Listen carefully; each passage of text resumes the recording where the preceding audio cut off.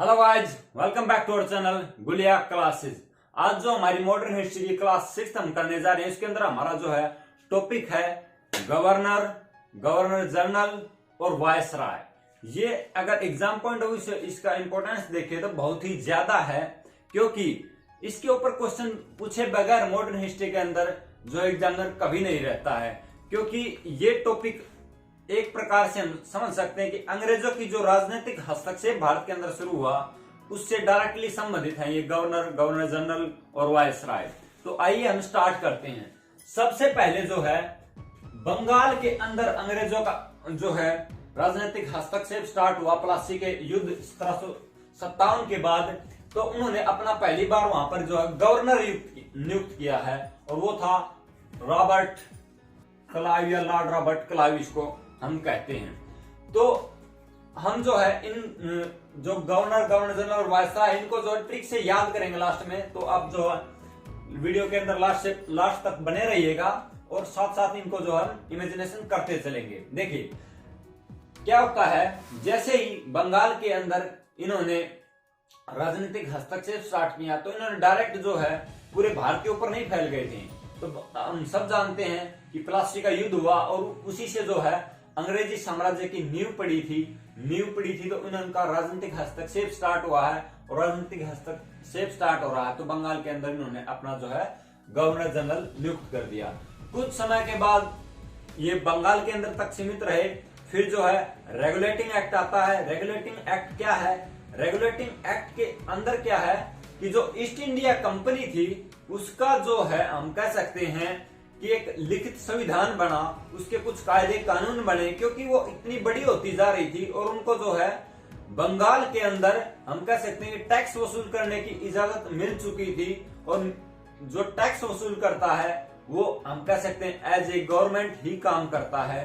तो इतना जो है उनका आर्थिक अस्तित्व इतना बड़ा हो गया था कि जो इंग्लैंड के अंदर भी जो है इसके ऊपर नकेल कसने के लिए रेगुलेटिंग एक्ट लेके आया गया, ताकि लिखित संविधान बने।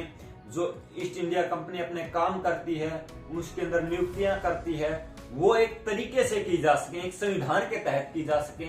इसलिए जो है 1773 के अंदर रेगुलेटिंग एक्ट लेके आया गया। और अब तक जो है बंगाल का जो गवर्नर था उसके पद को जो है गवर्नर जनरल का पद कर दिया गया। यानी इस प्रकार से चलते हैं। फिर जो है आगे जाकर जो बंगाल के गवर्नर जनरल को खत्म करके भारत का ही गवर्नर जनरल बना दिया जाता है। और कुछ समय के बाद जब 1857 की क्रांति होती है उसके बाद जो है गवर्नर जनरल को वायसराय की अतिरिक्त उपाधि दे दी जाती है। यानी कि एक प्रोसीजर वाइज जैसे जैसे अंग्रेजों का राजनीतिक हस्तक्षेप, उनकी पॉलिटिकल यानी कि एम्बिशंस पूरी होती जा रही हैं, वो इन पदों को चेंज करते जा रहे हैं, बंगाल से इंडिया के अंदर जा रहे हैं। और जब इंडिया के अंदर जब डिस्प्यूट होता है, बहुत जबरदस्त क्रांति होती है 1857 के अंदर, तो उसके बाद जो है वायसराय की उसको अतिरिक्त उपाधि भी देते हैं। और जो डायरेक्टली जो कंपनी से हम कह सकते हैं कि जो कंपनी कंट्रोल करती थी यहाँ पर भारत को, उसका जो शासन प्रशासन डायरेक्ट जो है इंग्लैंड की संसद के हाथों में भी चला जाता है। तो हम धीरे धीरे इनको स्टेप वाइज करेंगे। आइए स्टार्ट करते हैं। सबसे पहले हमने कर लिया कि बंगाल के प्रथम गवर्नर कौन थे? Lord Robert Clive. क्योंकि इन्होंने ही जो प्लासी के युद्ध के अंदर जो है लड़ाई को जीतकर गवर्नर के पद को संभाल लिया था। तो यानी कि हम इसको कैसे कोड करते हैं? हम इसको ऐसे कोड कर लेते हैं। सबसे पहले अंग्रेजों ने क्या पकड़ी है? कलाई पकड़ी है हमारी। सबसे पहले कलाई पकड़ी है तो आ गए हैं लॉर्ड रॉबर्ट क्लाइव।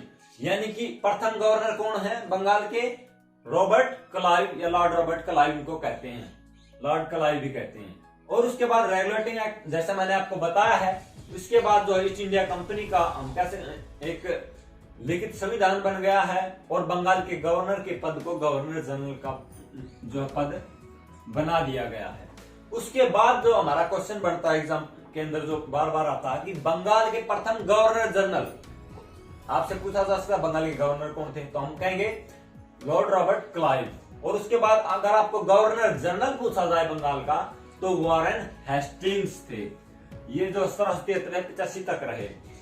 इन्होंने जो है जो लॉर्ड रॉबर्ट क्लाइव थे, उन्होंने जब 1757 की क्रांति के बाद इन्होंने सिराजुद्दौला को हरा दिया, तो उसके बाद जो गवर्नर के पद पर बैठे थे तो इन्होंने एक द्वैध शासन पद्धति लागू कर दी थी बंगाल के अंदर। वो क्या थी कि जो पद पर यानी कि नवाब के पद पर तो कोई बैठा दिखे, लेकिन जो कंट्रोल करेगी वो करेगी कंपनी या गवर्नर। गवर्नर कंट्रोल करेगी, द्वैध शासन एक ऐसी पद्धति जिसके अंदर चेहरा तो नवाब का रहेगा और जो सारा कंट्रोल या आर्थिक कह सकते हैं, आर्थिक कंट्रोल सारा करेगी कंपनी। तो ये द्वैध शासन पद्धति कर दी थी रॉबर्ट क्लाइव ने लागू।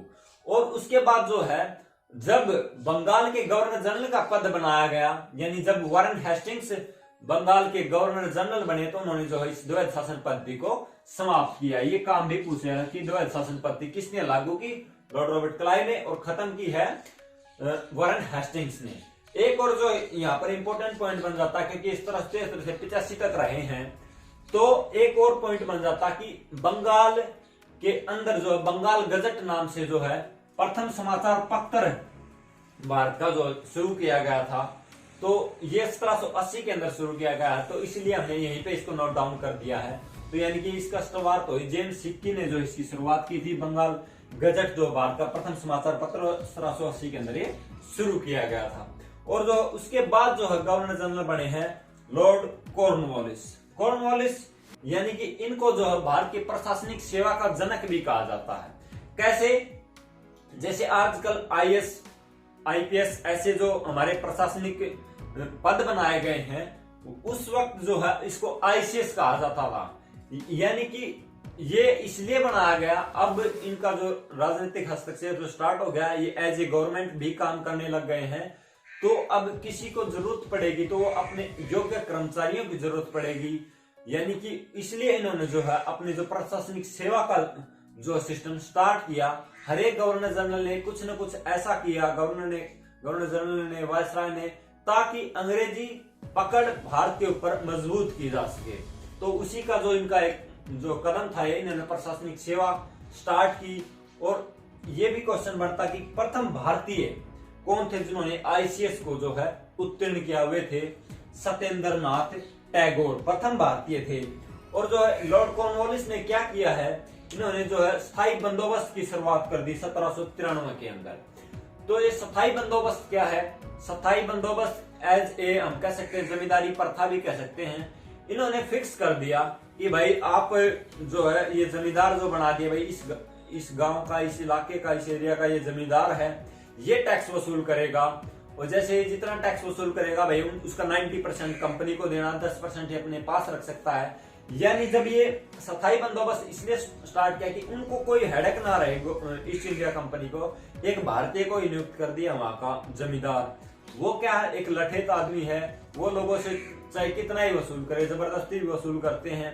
यानी कि अंग्रेजों को कोई टेंशन नहीं है, उनको बस डायरेक्ट अपना जो है टैक्स आया उसको उसके पास से लिया और जो है इंग्लैंड के अंदर अपना मौज मस्ती करे। ये कंपनी अपने शासन प्रशासन को सुदृढ़ कर रही है। यानी भारतीयों के द्वारा ही पिसवा दिया इन्होंने। अब इस स्थायी बंदोबस्त के अंदर इनको ये जरूरत नहीं थी, कोई ये कह सकते हैं कि कर के अंदर कोई सुधार करना था इनको तो बस अपना जो कलेक्शन सिस्टम था उसको मजबूत करना था। और इसलिए इन्होंने स्थायी बंदोबस्त स्टार्ट कर दिया था कॉर्नवालिस ने। और इन्होंने क्या किया, दीवानी और फौजदारी के लिए अलग अलग न्यायालयों की स्थापना की। यानी कि कुछ दीवानी फौजदारी से हमारा मतलब ये था, कुछ जो हमारे होते हैं कह सकते हैं जो हमारे कोर्ट के अंदर केसेस जाते हैं, उनमें से कुछ तो जमीन से जुड़े होते हैं और कुछ होते हैं और क्रिमिनल लॉज होते हैं। यानी कि उनको अलग अलग इसने कर दिया लॉर्ड कॉर्नवालिस ने दीवानी और फौजदारी को। अब उन्होंने जिलों को थाना में विभाजित किया। और दरोगा के पद का जो आज भी हम देखते हैं दरोगा बनाया जाता है, एसएचओ टाइप, हम आजकल एसएचओ, तो दरोगा का पद का निर्माण इसने लॉर्ड कॉर्नवालिस ने किया था। और दीवानी फौजदारी के लिए अलग अलग न्यायालयों की स्थापना कर दी, जिलों को थाना में विभाजित किया, थाने के अंदर एक एसएचओ या फिर हम दरोगा जो है पद का निर्माण कर दिया। तो इनको हम थोड़ा ट्रिक से याद करते हैं गवर्नर और गवर्नर जनरलों को। कैसे? सबसे पहले इन्होंने पकड़ी है कलाई। कलाई से हमें याद आना चाहिए कि बंगाल के अंदर प्रथम जब गवर्नर बने तो उनका नाम है रॉबर्ट क्लाइव या लॉर्ड क्लाइव। अब उसके बाद क्या है, हमें ये रहे हैं कुछ समय तक। उसके बाद इंपॉर्टेंट है ये हम कर रहे हैं जो एग्जाम्स के अंदर बार बार रिपीटेडली पूछे जाते हैं। उसके बाद क्या है, रेगुलेटिंग एक्ट आ गया 1773, क्योंकि 1700 जो है 65 के अंदर इलाहाबाद की संधि के बाद ये हैं वो टैक्स वसूल करने लग गई थी कंपनी। अगर वो क्लासेज आपने नहीं देखी हैं तो लास्ट हमारी क्लासेज जो 5 हम जो है मॉडर्न हिस्ट्री के ऊपर कर चुके हैं, तो प्लेलिस्ट के अंदर जाकर या फिर जो हमारे डिस्क्रिप्शन के अंदर जाकर जो आप उनको देख सकते हैं, क्योंकि एक सीरीज से इनको चलोगे तो आपको जो टॉपिक्स क्लियर भी रहेंगे, क्योंकि कोई हर टॉपिक पिछले टॉपिक से रिलेटेड रहता है। तो हमने कर लिया कलाई पकड़नी स्टार्ट की, तो रॉबर्ट क्लाइव, क्योंकि कहावत होती है कलाई पकड़ के पहुंचा पकड़ना, उंगली पड़े पहुंचा पकड़ना, तो इन्होंने क्या कलाई पकड़ी भारत की। उसके बाद क्या है 1773 के अंदर रेगुलेटिंग एक्ट जो लिखित संविधान बनने के बाद जो है गवर्नर के पद को गवर्नर जनरल का पद बना दिया गया। तो अब हम क्या फील कर रहे हैं, जैसे लिखित संविधान बना है तो लिखित संविधान बना तो हम कर रहे हैं, अंग्रेज बड़े ही क्या थे, ये एक हमारे लिए तो मुजरिम ही थे। तो हम सबसे पहले क्या करते हैं, इनको कैसे कोड करते हैं, वारंट निकालते हैं। किसी कैदी को पकड़ना हो तो सबसे पहले क्या करते हैं, उसके वारंट निकलता है उसका, फिर उसको कारावास के अंदर डाला जाता है। तो इनको हम रिविजन कर रहे हैं। तो सबसे पहले गवर्नर जनरल कौन बनता है, जैसे लिखित संविधान बनता तभी तो वारंट निकलते हैं। वारंट से हमने कोड कर लिया। प्रथम जो गवर्नर कौन थे, वॉरेन हेस्टिंग्स थे। और उसके बाद जो है जब वारंट निकलता है तो वॉरेन हेस्टिंग्स जो प्रथम गवर्नर जनरल बन जाते हैं, उसके बाद उसको कारावास के अंदर, जेल के अंदर भेजा जाता है। तो यानी कि उसके बाद आते हैं लॉर्ड कॉर्नवालिस आ गए। उसके बाद इनके काम, और इन्होंने कुछ काम किए हैं ये भी इंपॉर्टेंट है, जैसे कि इसने स्थायी बंदोबस्त किया है कारावास, तो और इसने क्या दो शासन पद्धति को खत्म किया है वॉरेन हेस्टिंग्स ने। तो आगे जो है हमारे और जो है गवर्नर जनरल हम नोट डाउन कर, कुछ और गवर्नर जनरल जो एग्जाम पॉइंट से इंपॉर्टेंस हैं उनको हम नोट डाउन कर लेते हैं, और उसके बाद उनको भी ऐसे ही जो है ट्रिक से करेंगे। तो एक बार मैं रिवाइज करा दूं। सबसे पहले इन्होंने कलाई पकड़ी है, तो बंगाल के प्रथम जो हमारे गवर्नर बने हैं रॉबर्ट क्लाइव। और उसके बाद जो रेगुलेटिंग एक्ट आया, फिर उन्होंने जो है लिखित संविधान बन गया। लिखित संविधान बन गया है तो जो है वारंट निकलते हैं, तो प्रथम गवर्नर जनरल बनते हैं वॉरेन हेस्टिंग्स। और जो उसके बाद उसको वारंट निकलते तो उसके बाद उसको कारावास में भेज दिया जाता है, तो कारावास से आ गया कॉर्नवालिस। तो कुछ और पॉइंट्स हम नोट डाउन कर रहे हैं। आगे हमारे हैं वेल्जली। लॉर्ड वेल्जली क्या है, ये जो 1798 से 1805 तक रहे हैं बंगाल के गवर्नर जनरल। इन्होंने क्या किया है, जैसे कॉर्नवालिस ने किया था कि प्रशासनिक अधिकारियों के लिए जो है व्यवस्था की थी, उन्होंने प्रशासनिक अधिकारियों का जनक माना जाता है, यानी सिविल सर्विसेज जो उसने स्टार्ट की थी उस वक्त। तो अब इसने वेल्जली क्या करा, वेल्जली के लिए कलकत्ता के अंदर ट्रेनिंग कॉलेज बना रहा, क्योंकि बंगाल के अंदर इंपॉर्टेंट जगह कहाँ है, कलकत्ता। आज भी जो पश्चिम बंगाल की राजधानी कलकत्ता है, तो कलकत्ता के अंदर इसने क्या किया है, ट्रेनिंग कॉलेज की स्थापना कर देता है। यानी कि हर गवर्नर जनरल अपना जो है कैसे जो इंग्लिश हुकूमत है उसको स्ट्रॉन्ग किया जाए, उसके लिए कुछ न कुछ काम कर रहा है। इसने क्या किया, और सहायक संधि की शुरुआत की, और हैदराबाद जो है सहायक संधि पर हस्ताक्षर करने वाला पहला राज्य था।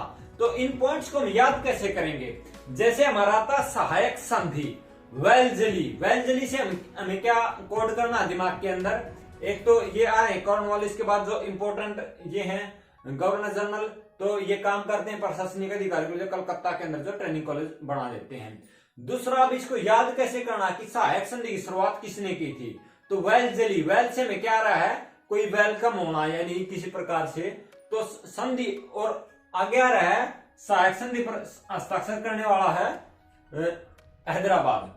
तो कैसे वेल्जली, कोई अगर किसी की संधि हो जाए, किसी की लड़ाई झगड़ा हो रखा हो और उनकी अगर संधि हो जाए तो लोगों को जलन होती है, जलती है, तो हम क्या कर लेते हैं वेल्जली। तो उनकी जो है जलते हैं, तो उससे हमने कोड कर लिया वेल्जली। और सहायक संधि पर हैदराबाद जो है पहली बार जिसने जो प्रथम बार जो है हस्ताक्षर किए थे वो थे हैदराबाद। और हैदराबाद क्या एक ऐसी जगह है जहां पर जो है मुस्लिम बहुलक एरिया है अब भी, और अगर हिंदू मुसलमानों का अगर समझौता हो जाए तो कुछ लोगों की जलेगी, तो हमने कोड कर लिया है हैदराबाद सहायक संधि पर पहला हस्ताक्षर करने वाला, और हस्ताक्षर करेंगे तो लोग जलेंगे, जलेंगे तो वह जली जो उस वक्त गवर्नर जनरल थे। नेक्स्ट हमारे आते हैं, अब क्या हो गया है, बंगाल के गवर्नर जनरल के पद को अब खत्म कर दिया। अब जो ईस्ट इंडिया कंपनी इतनी मजबूत हो चुकी है, उन्होंने अपना नियुक्त कर दिया भारत के अंदर गवर्नर जनरल। तो भारत का प्रथम गवर्नर जनरल बना है लॉर्ड विलियम बेंटिक। 1829 से 35 तक ये रहे। तो इन्होंने कुछ इंपोर्टेंट अच्छे काम किए, वो है जैसे 1829 में सती प्रथा का समाप्त किया, 1830 में उन्होंने बाल विवाह रोकने के लिए जो है शारदा अधिनियम लेके आए ये, और 1835 में जो है फिर से इन्होंने कुछ ना कुछ इंग्लिश हुकूमत के लिए इन लोगों ने करना हो कर दिया, अंग्रेजी शिक्षा पद्धति की शुरुआत की। अब मैं आपको बता दूं, ये अंग्रेजी शिक्षा पद्धति इन लोगों ने कोई भारतीयों को शिक्षित करने के लिए नहीं, अब इनका जो है शासन प्रशासन इतना सुदृढ़ हो गया, इतना विस्तार हो गया उसका, तो इनको कुछ योग्य कलरक कर्मचारियों की जरूरत है, इसलिए इन्होंने जो है इंग्लिश शिक्षा पद्धति की शुरुआत की, ताकि भारतीयों से ये काम चला लें। उच्च अधिकारी अंग्रेज रहते थे और जो नीचे के जो कर्मचारी रहते थे वो भारतीयों को ही नियुक्त कर लेते थे, उनको अंग्रेजी शिक्षा पद्धति अंग्रेजी के बारे में जानकारी, ताकि इनको कम्युनिकेशन के अंदर दिक्कत ना हो, उनका जो शासन प्रशासन अच्छे से चले। इसलिए इन्होंने जो है 1835 के अंदर जो है अंग्रेजी शिक्षा पद्धति की शुरुआत की है विलियम बेंटिक ने। तो हम इनको कैसे कोड करेंगे, विलियम बेंटिक भारत के प्रथम जो है गवर्नर जनरल रहे हैं, तो इसको हम ऐसे कोड कर रहे हैं, भारत का गवर्नर जनरल बनाना अंग्रेजों ने। अब अगर भारत का गवर्नर जनरल नियुक्त करना है तो एक विल पावर वाला व्यक्ति होना चाहिए ना, क्योंकि इसको पूरे भारत की बागडोर देनी है अंग्रेजों को, तो विल पावर वाला व्यक्ति होना चाहिए जिसको भारत की बागडोर दी जाएगी, जो भारत का प्रथम गवर्नर जनरल बनेगा। तो विल पावर से हमने कोड कर लिया विलियम बेंटिक। और एक और बात भी सही है, सती प्रथा ये जो समाज के अंदर इतनी एक कुरीति फैली हुई थी, इसको किसी को अगर दूर करना है तो उसके अंदर एक विल पावर तो होनी चाहिए ना, तो वो भी जो सती प्रथा खत्म करने वाले कौन है, विलियम बेंटिक। और बाल विवाह भी एक कुरीति थी, इसको भी अगर खत्म करना था तो विल पावर चाहिए थी, तो किसने खत्म किया है, विलियम बेंटिक ने। और इसकी एक और विल थी अंग्रेजी शिक्षा पद्धति को लागू करने, क्या विल थी इनकी, ताकि लोगों को जो है इनको शासन के अंदर प्रशासन के अंदर अच्छे कलरक अच्छे छोटे कर्मचारी उपलब्ध हो सके, इसलिए इसकी विल थी, इसलिए इसने अंग्रेजी शिक्षा पद्धति को भी लागू किया।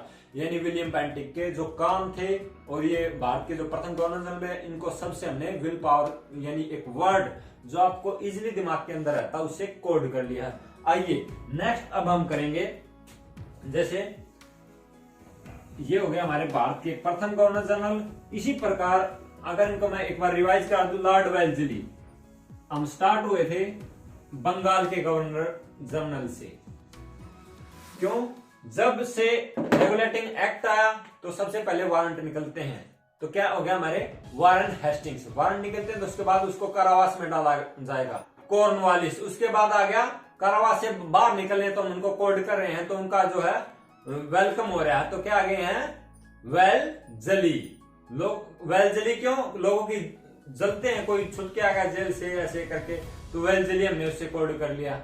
और जो आगे हमारा क्या गया है, जैसे इन्होंने सहायक संधि स्टार्ट की, सहायक संधि किसी की संधि हो जाए तो भी लोग जो है जलते हैं, तो वो भी हो गए वेलजली। और हैदराबाद जो सहायक संधि पर हस्ताक्षर करने वाले पहले जो है कह सकते हैं हस्ताक्षर पहला राज्य था जिसने जो है सहायक संधि पर हस्ताक्षर किए। और उसके बाद जो है भारत के प्रथम गवर्नर बन रहे, तो उनके पास विल पावर होनी चाहिए, तो क्या बनेंगे विलियम बेंटिक। उसके बाद क्या जाते हैं हमारे डलहौजी, और कुछ पॉइंट्स हम आगे इनके बारे में लिख देते हैं। आगे आते हैं डलहौजी। डलहौजी ने क्या है 1848 से 1856 तक जो है भारत के गवर्नर जनरल रहे हैं। तो इन्होंने जो है 1853 में बॉम्बे से थाने तक रेलवे की शुरुआत की, 1854 में आगरा से कलकत्ता तक टेलीग्राम की शुरुआत की, और उसने डाक टिकट की शुरुआत की थी। जो लोक निर्माण विभाग PWD पब्लिक वर्क डिपार्टमेंट, उसकी शुरुआत की। और उसने शिमला को जो है ग्रीष्म ऋतु की राजधानी बना दिया। 1856 में विधवा पुनर्विवाह एक्ट पास किया, और डलहौजी ने जो है विलय नीति शुरू की। 7 राज्यों पर अधिकार कर लिया, सतारा, नागपुर, झांसी, जयपुर, उदयपुर, संबलपुर और भागत के ऊपर। और डलहौजी जो है खराब सरकार के नाम पर अवध पर अधिकार कर लिया। ये जो कुछ काम डलहौजी ने किए तो इनको हम कैसे कोड करेंगे दिमाग के अंदर, ताकि हमारे जो एग्जाम के अंदर नंबर ना कटे। तो आप देखिए डलहौजी ने क्या किया, रेलवे की शुरुआत की। अब इमेजिन करते हैं, देखिए जैसे सबसे पहले जो रेल चलाई गई थी उनका एक भारी सा इंजन होता था और वो बहुत ही आवाज करते हुए चलती थी, डल डल डल डल। हम ऐसे इमेजिन कर रहे हैं, यानी कि वो डल डल की आवाज करते हुए क्या चलती थी, रेल। तो यानी किसने चलाई, वो डलहौजी ने चलाई है बॉम्बे से थाने तक। फिर आ गया जैसे टेलीग्राम की शुरुआत की। आज इस कम्युनिकेशन के युग के अंदर अगर आप टेलीग्राम की बात करें तो एक कह सकते हैं, चिट्ठी पत्री की बात करें आज मोबाइल फोन के इंटरनेट के जमाने के अंदर, तो एक डल ही व्यवस्था लगती है आज के जमाने के कंपैरिजन में। तो एक डल व्यवस्था की शुरुआत भी किसने की है, यानी कि टेलीग्राम आज के कंपैरिजन में एक डल व्यवस्था, डल मींस खराब व्यवस्था ही लगती है, यानी कि इतनी तेज तर्रार नहीं लगती। तो इसकी शुरुआत किसने की है, डलहौजी ने की है। अगर डाक टिकट की बात करें तो ये भी कोई आज के वक्त के अंदर इतनी पॉपुलर चीज नहीं रही है, तो ये भी बिल्कुल एक डल स्थिति के अंदर आ गई, यानी इसकी शुरुआत भी किसने की, डलहौजी ने। और मैं कह रहा था कि हर गवर्नर जनरल ने अपने अपने तरीके से जो है ब्रिटिश हुकूमत को जो मजबूत करने का काम किया, तो इसने क्या किया, लोक निर्माण विभाग बना लिया। क्यों बनाया है, ताकि इनको कहीं पुल बनाना है, मिलिट्री को अपनी को कहीं भेजना है, कहीं पे अपने कह सकते हैं कार्यालय बनाने हैं, अच्छी अच्छी इमारतें बनानी है, ताकि लंबे समय तक भारत के ऊपर राज किया जा सके। तो ये पीडब्ल्यूडी की शुरुआत इसने कर दी, लॉर्ड डलहौजी ने। और ये इतने आराम परस्त थे, डलहौजी इतना डल व्यक्ति है फिर भी इतना आराम परस्त है कि जो है इसको ग्रीष्म ऋतु के अंदर, गर्मी के अंदर जो है अलग राजधानी चाहिए, शिमला जाना इसको राजधानी वहां बना ली इस डल व्यक्ति ने। और फिर क्या कर दिया इसने, एक अच्छा काम तो कुछ न कुछ, कोई न कोई गवर्नर जनरल बना तो ये पॉपुलर होने के लिए लोगों के अंदर कुछ न कुछ तो काम करके जा रहा है। तो इसने क्या कर दिया, जैसे विलियम बेंटिक ने क्या किया था, उसने क्या था कि जो सती प्रथा थी उसका अंत कर दिया, यानी कि जो विधवा हो जाती थी उनको सती कर दिया जाता था पहले, उन्होंने जो उस व्यवस्था को खत्म किया विलियम बेंटिक ने, उनकी विल पावर थी। अब इसने उसको आगे बढ़ाते हुए क्या कर दिया, विधवाओं को सती प्रथा तो अब बंद हो गई है, तो विधवाओं के लिए 15वां एक्ट कौन लेके आया है, ये डलहौजी लेके आया 1856 के अंदर। और अब ये डल व्यक्ति तो है ही डलहौजी, इतना डल व्यक्ति है, कुछ और तो तरीका सुदृढ़ करने का समझ में नहीं आ रहा अंग्रेजी हुकूमत को, तो इसने क्या कर दिया, विलय नीति लेके आया। विलय नीति का मीन्स कि ये एक ऐसा कानून ले आया कि जो जिस भी राज्य के अंदर उनका जो है वारिस नहीं होगा, राजा के जो लड़का नहीं होगा, बच्चे नहीं होंगे, तो उसको क्या कर लेंगे भाई, आप लोग का जो राज्य है उसको जो ईस्ट इंडिया कंपनी या ब्रिटिश हुकूमत के अंदर जो है मिला लिया जाएगा, यानी विलय नीति थी। तो इस ऐसा डल व्यक्ति ऐसी ही नीति लेकर और तो कुछ कर नहीं सकता, और लोगों को वैसे तो लड़के नहीं जीत सकता, उन्हें विलय नीति लिया बैठा बैठा ऐसे सोच रहा है कि जिसके बच्चे नहीं उसको जो अपनी तरफ मिला लेता हूं, ऐसी डल सोच लेके आया विलय नीति की। और इसके नाम पर इसने जो सतारा, नागपुर, झांसी, उदयपुर, जयपुर और जो संबलपुर और भागत के जो है राज्यों को जो है विलय नीति के तहत मिला लिया।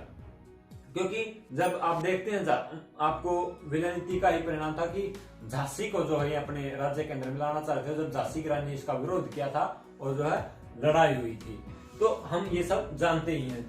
आगे क्या होता है, डलहौजी ने क्या कर दिया, और कुछ नहीं आ रहा, इसको खराब सरकार है, और तो कुछ बहाना पाया अवध के अंदर, अवध को ऐसे तो जीत नहीं पाया, तो इसने क्या किया, खराब सरकार उसके नाम पर उसके ऊपर कब्जा करके बैठ गए। यानी कि कुल मिला के इनकी नीति ये रहती थी, किस प्रकार कोई न कोई बहाना लगा के, कोई न कोई कूटनीति लगाकर जो है कैसे भारत के ऊपर अपनी पकड़ मजबूत की जाए। तो ऐसा ही जो हर गवर्नर जनरल ये करते रहे, कुछ अच्छे काम वो भी जो है इन्होंने कहीं ना कहीं सेल्फिश मोटिव के अंदर कि ताकि भारत के जो है हम कैसे धार्मिक या इनकी रीति रिवाजों के अंदर घुसा जाए, उनको भी तोड़ा जाए, ऐसी इंटेंशन के साथ किया, ना कि कोई भलाई के इंटेंशन के साथ इन लोगों ने किया है। तो एक बार मैं रिवाइज करा देता हूँ। डल व्यवस्था, ये डलहौजी डल व्यवस्था है, जैसे पहली ट्रेन चली वो डल डल करते चल रही है।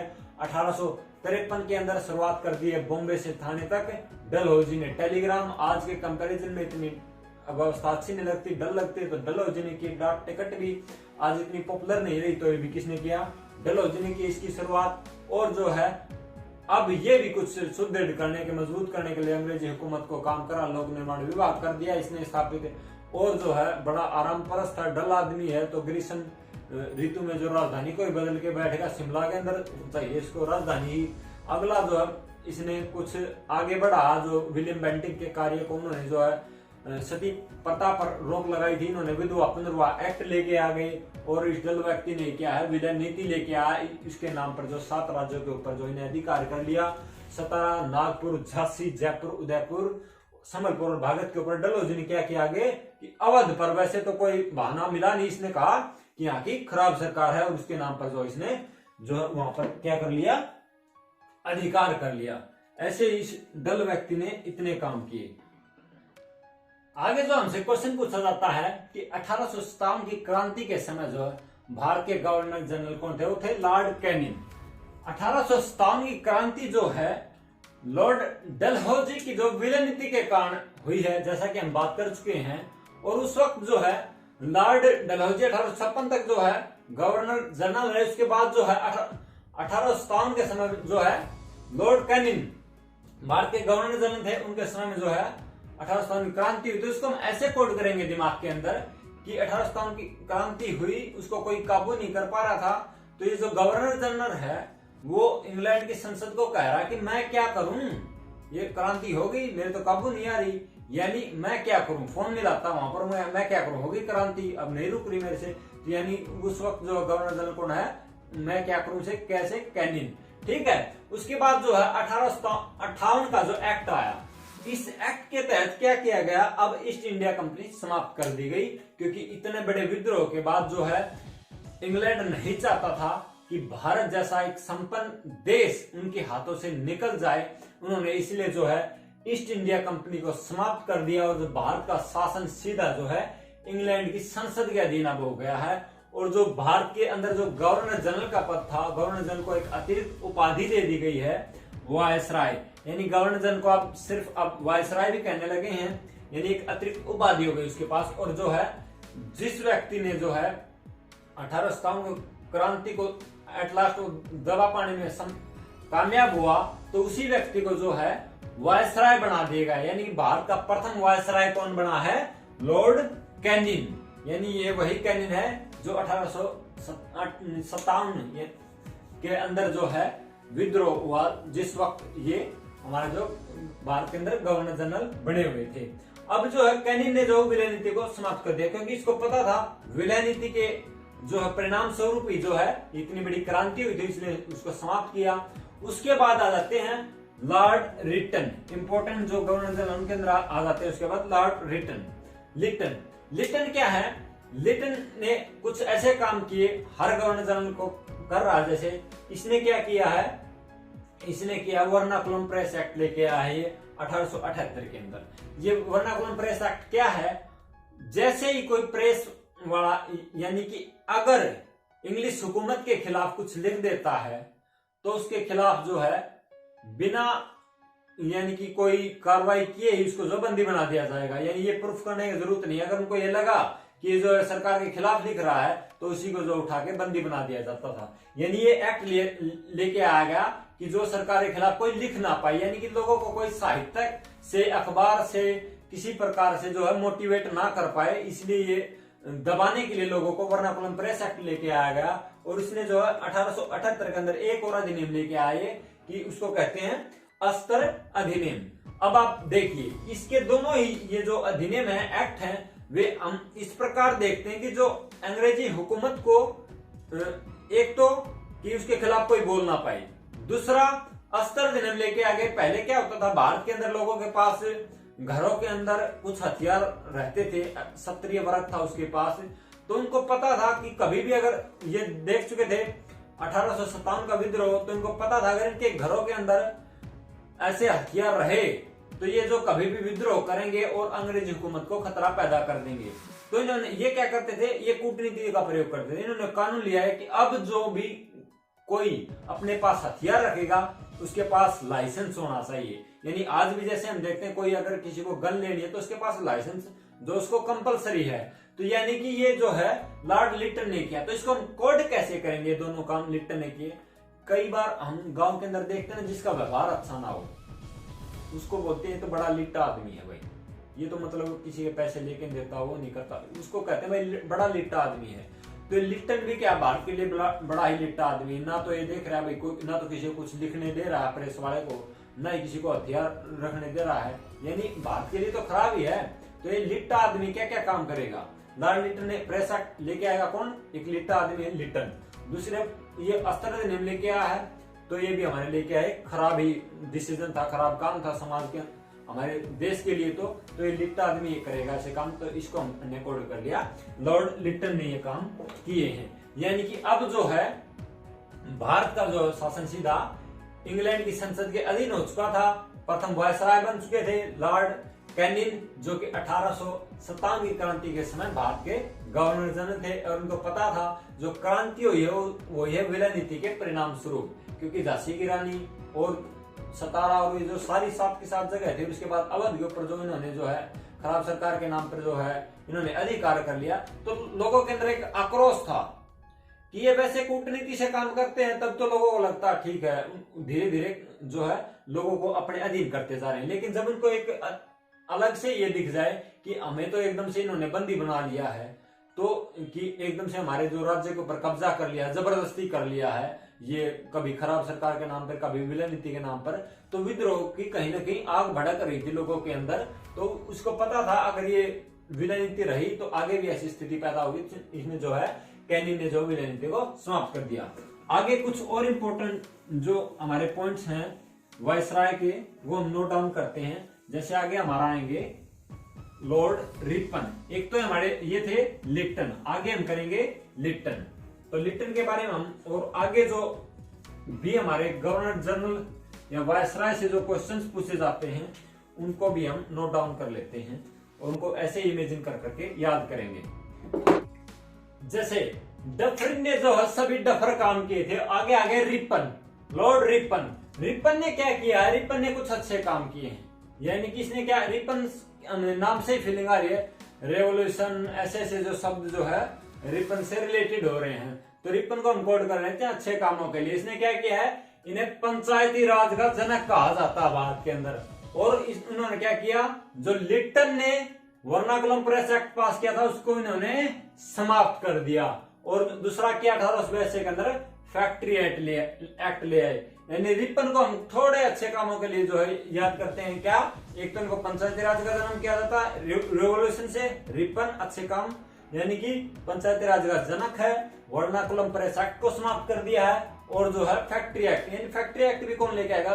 कुछ भला करने की सोच वाला व्यक्ति लेके आएगा। 1882 के अंदर ले आए फैक्ट्री एक्ट। अब जो है कुछ और पॉइंट्स जो हमारे इस गवर्नर जनरल वायसराय के जो टॉपिक से आते हैं होते हैं कि जब इंडियन नेशनल कांग्रेस की स्थापना हुई तो उस वक्त जो भारत के गवर्नर जनरल कौन थे? Lord Dufferin. इसको ऐसे कोड कर देते हैं। जब यानी कि कांग्रेस बनी, कांग्रेस के क्या है बड़े तरीके उस वक्त यानी ज्यादा एग्रेसिव नहीं थे, और इनके तरीके थे प्रार्थना पत्र देना, ये देना। तो यानी कि जब ये भारतीयों ने ये शुरुआत कर दी, एक संगठन बन गया भारत का इंडियन नेशनल कांग्रेस, तो एक बड़ा ही डफर आदमी जो है गवर्नर जनरल के पद पर बैठा हुआ था। यानी कि तभी तो हम अच्छा कर पाए, यानी इंडियन नेशनल कांग्रेस बना ली। वो डफर व्यक्ति का सोच रहा था कि ये जो है उन्होंने बनाई थी इंडियन नेशनल कांग्रेस की, ताकि ये जो है भारतीयों को शांत करने के लिए एक ऐसा यानी कि संगठन बना दे, ताकि वो जो है उसके माध्यम से विद्रोह को जो शांत करवाने में कामयाब हो सके। लेकिन at last Indian national Congress ने जो भारत को आजाद कराने में महत्वपूर्ण भूमिका निभा दी। यानी कि ये इसकी एक डफर सोच थी। यानी उस वक्त कौन था गवर्नर जनरल? Lord Dufferin.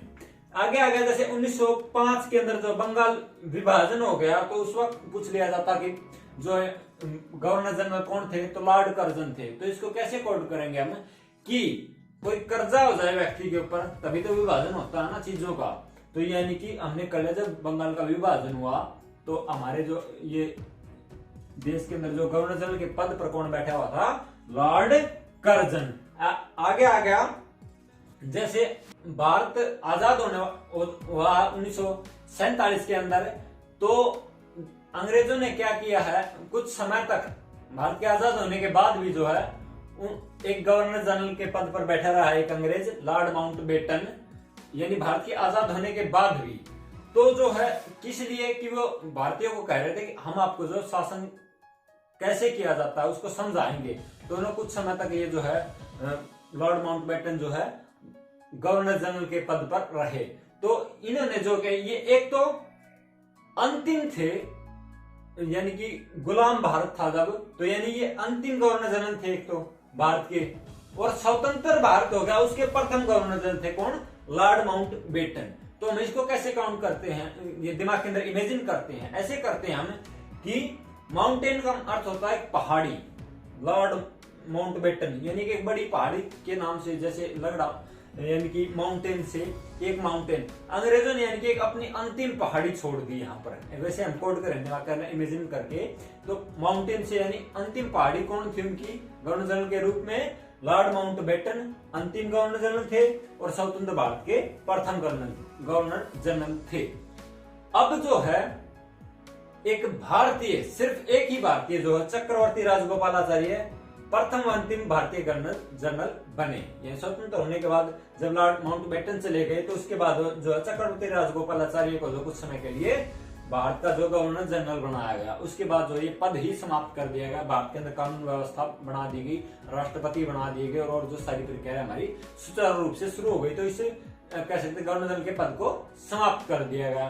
तो यानी कि चक्रवर्ती राजगोपालाचार्य क्या प्रथम व अंतिम भारतीय गवर्नर जनरल थे। तो इनको कैसे कोड करेंगे, जब किसी भारतीय को ही गवर्नर जनरल बनाने की बात आती है तो हम क्यों ना किसी ऐसे व्यक्ति को बनाएं जो चक्रवर्ती हो और आचार्य हो, यानी कि ऐसे व्यक्ति को ही बनाया गया, यानी कि उनका नाम था चक्रवर्ती राजगोपालाचार्य। आई होप आपको जो है हमारी क्लास, हमारा प्रयास पसंद आया होगा और आप ऐसे ही जो है चाहे कोई भी टॉपिक हो गया जीके का, आप इमेजिन कर करके उनको दिमाग के अंदर कोड करेंगे तो लॉन्ग टर्म तक आपके दिमाग के अंदर रहेंगे और जो आप भूलोगे भी नहीं। जब एग्जाम के प्रेशर पड़ता है तो हम जो भूल जाते हैं, और ऐसे अगर इमेजिन करके आप जो है पढ़ते हैं तो क्या होगा, जब आपको ऑप्शंस दिखेंगे तो आप जो राइट ऑप्शन के ऊपर टिक कर सकते हैं आसानी से। और जो है अगर आपको पसंद आ रहा तो हमारे चैनल को सब्सक्राइब कर लीजिए, वीडियोज को लाइक कीजिए, शेयर कीजिए। Thank you. जय हिंद, जय भारत।